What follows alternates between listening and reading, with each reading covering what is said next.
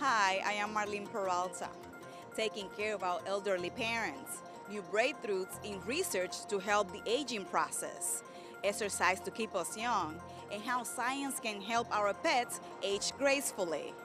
Science and You starts now.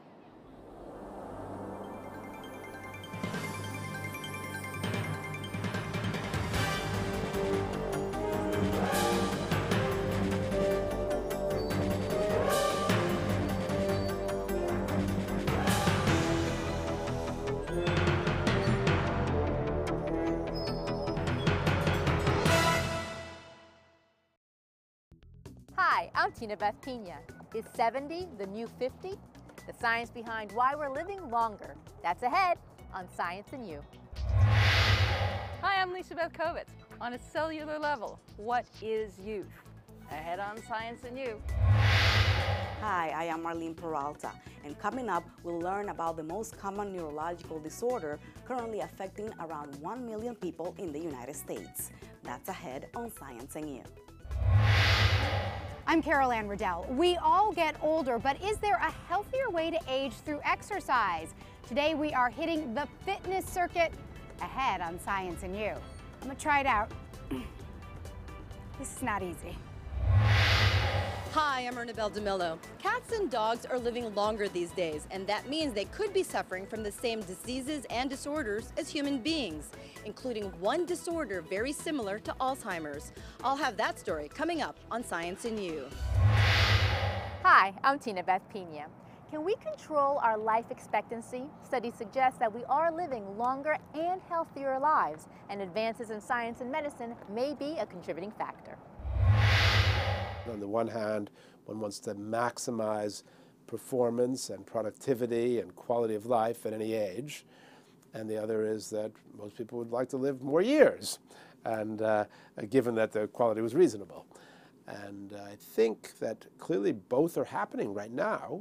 Recognized by the National Institute of Aging, neurologist Lawrence Honig is part of a team of researchers conducting studies on life expectancy and age-related diseases. We found that people who have vascular risk factors, such as high blood pressure, high blood lipids, so these factors can all cause strokes, which then cause the brain to age more rapidly, if you will. Sometimes we then learn that if you have a particular variant, it may put you at a greater risk for one disease or another. So people who have what we call the E4 variant in either one or two copies have a greater risk for Alzheimer's disease over a certain portion of their lifespan. Increasingly, there are more and more gene variants being discovered that have more or less risk for different diseases. Life expectancy in the U.S. has skyrocketed from under 50 in 1900 to almost 80 years old today, and many individuals wonder if there's anything they can do to control longevity. It's everyone's fondest desire that they can influence their own destiny, and not that they would necessarily succeed, but they could at least try. That being said, some things that you're born with affect the way you are and the way you age. Equally, environmental factors are very important in aging. And there's no question that staying out in the sun all the time makes your skin age markedly more rapidly. And you'll take a look at two people, and one may have been out in the sun a lot more than the other, and you'll see the changes in their skin. Some people age more rapidly due to other environmental aspects, such as diet or injuries or other exposures beyond sun. So there's a variety of environmental factors and genetic factors that together lead to the aging process being different in each individual. Most of us believe that the advances in control over high blood pressure and heart disease and kidney disease are clearly life-prolonging. So there's no question that medical advances contribute, but also these lifestyle changes have made a big difference. Genetics, as well as an active lifestyle, are part of the reason for the long and productive years of teacher and author Belle Kaufman, who is 101, and author and Holocaust survivor Ernst Michel, who is 89. I know many people who are younger than I am, who are not the same shape I am, you know, and I feel sorry for them. And I try to encourage them. Look, I'm at job, I go to the office every day from 10 o'clock to 5 o'clock. I do a lot of public speaking, and I enjoy doing it. I used to, when I speak extemporaneously, you know, I knew what I was going to say. I can't do that anymore. So now I have paper, you know, and I look at the paper and either I read it or I look at it and know then what to say, you know. So you make adjustments in your ability to overcome, and I hope to continue as long as I can. I knew a woman who was my age, who's no longer living, who used to call me when her husband died. I'm so bored. Most of my friends are gone. I have nothing to do. I'm so bored. How dare she be bored? She's alive. She can hear, she can see. How dare she be bored? It's so remarkable to live. I feel that passionately. And while medical and scientific advances are helping us all to live longer, Dr. Honig says sometimes it's the simple things that may be easier to fix.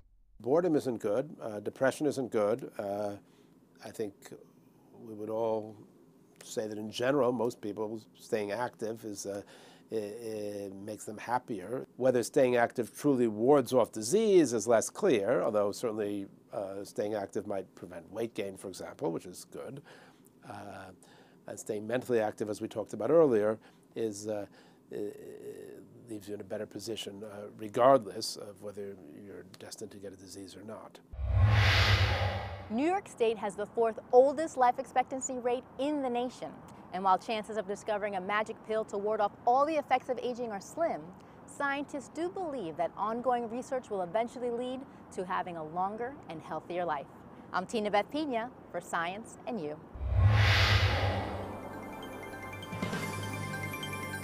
Well, in the New York City area, there are about 2 million families who are caring for people 50 plus. And that makes up a contribution, a cost contribution of $32 billion. Nationally, there are 30 million families that are doing this.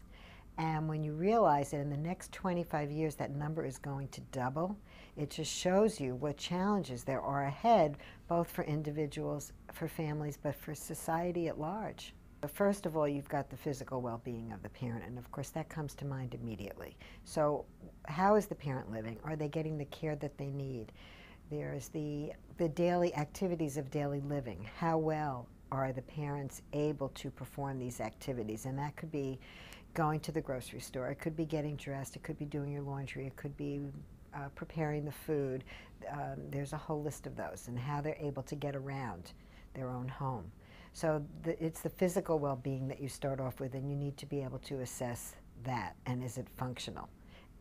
And then there's the emotional well-being. Are they getting the support they need? Are they feeling isolated? Isolation is a very, very big issue in this country as people age in place. Lisa Beth Kovetz here for Science and You. Political and ethical debate about stem cell research has nearly eclipsed the excitement of their medical potential. I sat down with author Alice Park to talk about her new book, The Stem Cell Hope. Alice, what is youth on a cellular level? The youngest cells in our bodies are ones that continue to renew. Think about our skin, renews daily. And when we talk about youth, we're really talking about cells that can continue to do that and therefore continue to replenish themselves. So if you think back to fertilization and when an egg and a sperm meet together and create an embryo, all of those cells are new. I mean, all of those cells have the potential to become any one of the cells that we have. Hair cell, skin cell, heart cell, toe cell. So that's what we're talking about when we talk about stem cells, is that ability to not only renew, but to possess within it the ability to turn into any of the cells in our body. Moving away from embryonic stem cells is very significant. What kind of work is being done in that area? Well, there was a lot of excitement several years ago when a Japanese researcher was able to just bypass the embryos altogether and create embryo-like stem cells from a skin cell. So we don't have to use embryos. Instead, we can make iPS cells from patients' own cells. And from iPS cells, we can make variety of cells, virtually all types of cells that exist in our body. He took a skin cell from a 35-year-old woman, and by treating it with certain chemicals and enzymes, he was able to turn back its clock, and turn it back to its embryonic state where it could then go on to develop into other kinds of cells. It's changed the rate of progress for stem cell research. It's a relatively easy process for trained molecular biologists to use, so that it has that advantage as well. Do you foresee a future where we can live so much longer with stem cell research? Stem cell research is now being called regenerative medicine in a lot of institutes, and there's a reason for that, because I think if you think beyond just the applications toward treatments for disease, you start thinking about things like, well, if we can turn back the clock on a mature cell, why can't we turn back the clock on aging? And why do we have to just limit ourselves to sort of replacing or repairing disease cells, and why not replace or repair aging cells or older cells? You call the book Stem Cell Hope. Why hope? Right now we have so many chronic conditions like diabetes and Alzheimer's for which we really don't have good treatments. And stem cells really offer the possibility that we can replace some of those damaged and diseased cells with healthy ones and hopefully cure some of these diseases. So that's why, in speaking with the scientists, it really is a story of hope in that they can find entirely new ways of treating some of these conditions. This has been Beth Kovetz for Science and You.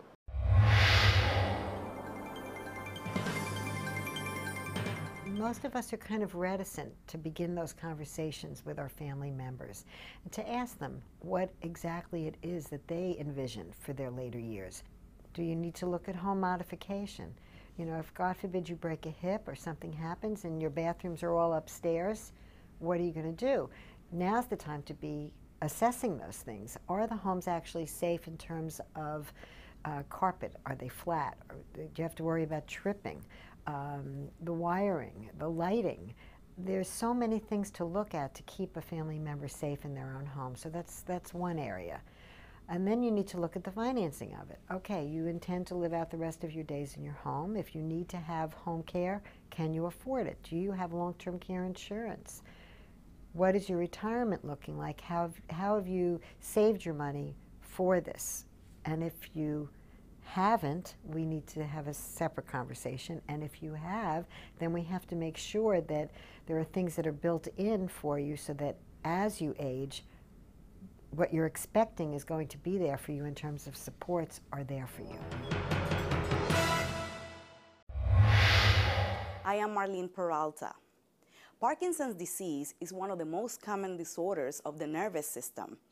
An estimated 60,000 people get diagnosed with the disease every year. Parkinson's is so complex that it may take months and even years for some to find out they have it. Parkinson's disease, we've always thought of it traditionally as a movement disorder because the majority of people with Parkinson's actually have problems like rigidity or stiffness in the muscles. Their movements slow down, they suffer from incoordination, and the majority of people with Parkinson's get the tremor. Parkinson's is also an age-related condition, with people over the age of 60 at higher risk. And it seems that as more research is done, doctors are finding that more symptoms can be attributed to Parkinson's. It's become obvious the past decade or 2 decades how much more complicated Parkinson's disease is than just a problem with movement. So for example, it can affect people's mood. Depression and anxiety is relatively common in people with Parkinson's. It can affect thought processing and sometimes cause memory problems. But it can affect so many aspects of the body. It affects the skin, it affects the bowels, the bladder, blood pressure control. So it's a very complex disease, very challenging for people who have the disorder themselves, very challenging for their loved ones, their family, and very challenging to treat. Sometimes it can be challenging to detect. Carol Schulte never expected her diagnosis. Actually, I think I was probably considered more early onset Parkinson's because I was diagnosed at 45 years old. I kind of didn't believe it. I'm the youngest of 4 girls, and I have 3 grown children at that point. And how it began was very, not knowing Parkinson's, it was like I could lift a coffee mug up, but I couldn't get it to my mouth. I didn't think that was a big, bad symptom. So it did take about 2.5 years for them to diagnose me, which was very frustrating. The first doctor I had seen thought I'd had a stroke. One of the great breakthroughs in understanding Parkinson's was the finding that the majority of the movement symptoms that I talked about, the stiffness, the slowing, the incoordination, are because of a loss of nerve cells, neurons, that are producing a chemical called dopamine. You can actually see those cells with the naked eye. If you look at a brain specimen, they're actually dark colored, so you can see these two strips of cells. You can also see with the naked eye again that in someone with Parkinson's, those are lost.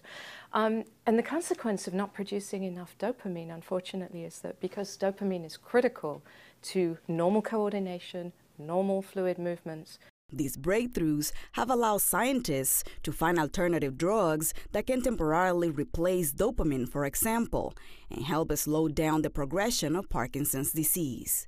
Exercising regularly has also proven helpful. The Fitness for Parkinson's program, part of the organization Brooklyn for Parkinson and Long Island University, has been measuring the benefits of physical fitness in Parkinson's patients. The types of things that we've seen with this program, and we do measure physical fitness, we do an assessment on each of these individuals who participate in our program every 10 weeks. So we look at various measurements of function, mobility, stability, coordination, balance, and endurance, as well as strength. Across the 20 or so or 25 people we've had come through the program, we have seen improvements in things like grip strength and also endurance, as well as a little bit of mobility. We come twice a week, and because we see each other 4 times a week at least, we feel like a family to each other. So not only does this class actually help me move better, because it gives me a lot of physical strength, but it just helps me get up in the morning, it helps me get up at night because my stomach muscles are stronger, so I can get up and go to the bathroom if I need to. It seems that the movement that we do, treadmill, biking, aerobic exercise, tend to have an effect on neurons in the brain. Now, it's not going to change the degeneration or degenerative process of Parkinson's, but it may help to stave off that decline. Not to mention the socialization aspect is also extremely beneficial for patients or for participants, and it gives them a sense of belonging and a sense of community. I think that there's still a tremendous need to develop better treatments. We don't have a cure, we don't have a way of preventing Parkinson's yet, and we don't yet have a way of slowing down the progression of the disease. All of these are going to be very difficult goals to accomplish. I enjoy tremendously being part of the PAIR program for the Parkinson's Disease Foundation. That's the Parkinson's Advocates in Research. I've done 14 trials. I've volunteered for 14 trials and studies.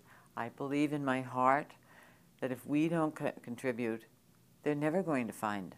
If we who have Parkinson's don't contribute, there's no way they can even start to find a cure. Because the cause of Parkinson's disease is not yet known, scientists are relying heavily on research to find out more about this complex disorder. The problem is, a lot of clinical trials face delays because of lack of participation. The Parkinson's Disease Foundation and the Brooklyn Parkinson Group are just 2 of the many organizations that you can reach out to for volunteer opportunities. For Science and You, I am Marlene Peralta.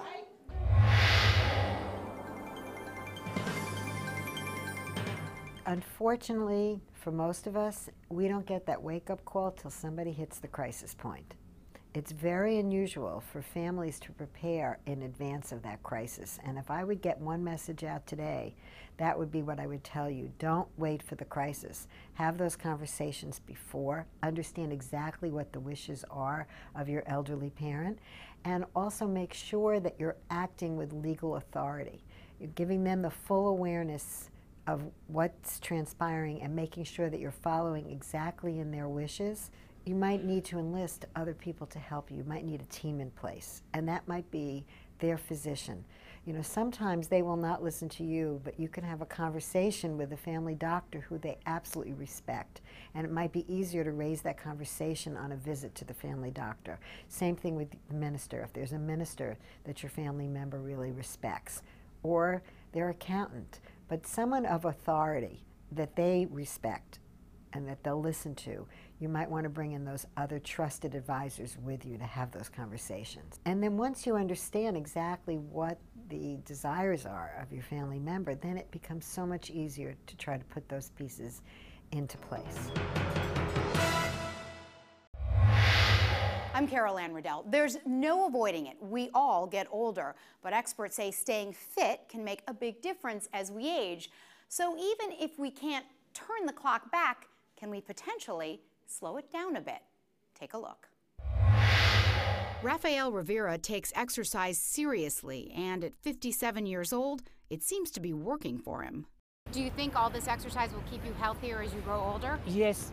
Do people find it hard to believe you're 57? Good question. We all know exercise is good for us, but the benefits of fitness may go well beyond just rock-solid abs. Do you think we can slow down the aging process with exercise? Without a question. Brad Schoenfeld is a lecturer in the exercise science department at Lehman College in the Bronx. He's also a certified trainer and the author of multiple books, including the Max Muscle Plan. He says as we get older, we can lose muscle mass and bone density, and that can bring on a long list of problems for seniors, from a lack of independence to serious injury. There's the potential for falls when you start to lose muscle and bone density. It hastens the onset of falls, which often result in fractures. So how can we fight back? That's where the exercise comes in. Resistance training, it's been shown in nonagenarians and 90-year-olds in nursing homes, can increase skeletal muscle mass by 9% after 8 weeks, after a very short period of time. So there's a huge amount of research out there that not only can we prevent it, but we can actually reverse the aging process through exercise. According to the CDC, there are numerous benefits to strength training, particularly as we get older, because it can reduce the symptoms of diseases and chronic conditions, including arthritis, diabetes, osteoporosis, obesity, back pain, and depression. Exercise helps with pretty much every aspect of your life, not only physically, but mentally and emotionally. It's a goal New York City is focused on as well. We met Rafael at the outdoor adult fitness area in McCombs Dam Park in the Bronx. It's a grown-up playground of sorts. Instead of swings and slides, you'll find exercise equipment that's available all day, free of charge. That's one of our missions, is to get people out and give them the opportunities to stay healthy and be outside. Nancy Prince is Deputy Chief for Design at the city's Parks Department. She explains the fitness center in the Bronx is just the start of a larger effort. This new idea is to do sort of a concentrated area of this very specialized design equipment. And there's only one, but we have several in the pipeline already going out, and the idea is to get, within the next 2 years, at least 2 in every borough, and we're going to look for opportunities to do it wherever we can. So if you believe that you're only as old as you feel, exercise could be the key to feeling younger. Maybe age really is only a number. I have worked with individuals in their 70s and 80s that can run circles around some of my 20-year-old clients. Of course, it's important to check with your doctor before starting an exercise program, but if you want to age in as healthy a way as possible, getting active can be a good place to begin. I'm Anne Riddell for Science and You. We're talking today about the effects of the aging population on adults' children. Suddenly, we're faced with the fact that we're now caring for our parents. Well, it's the physical, emotional, mental, and spiritual that are starting to, really come together at one point in a very strong way, because yes, they prepare for it physically, the environment, they make sure the parents are comfortable, and also many, if they're in the environment, some are living with their parents, there's really been an upswing. and some live at distances, some are living at home and the siblings are living elsewhere and they feel guilty. So they have to look at everything. They have to look at their bodies, what their bodies are telling them, what their feelings, their emotions, the guilt, the anger, the frustration, some, terrible thoughts that will fly through their minds, how they think about it, and then how to take care of themselves. I would really join them and understand how frustrating and sad that is, and how, the feeling of powerlessness is very real. And help them really, if there's nothing that they can do, detach and understand that they are doing as much as they can. They're not the only ones in this boat together. This is really a very common theme. Hi, I'm Ernabel Demillo. We are living longer, and so are cats and dogs. And according to scientists and veterinarians, it seems that our beloved pets are also suffering from the same disorders and diseases as human beings.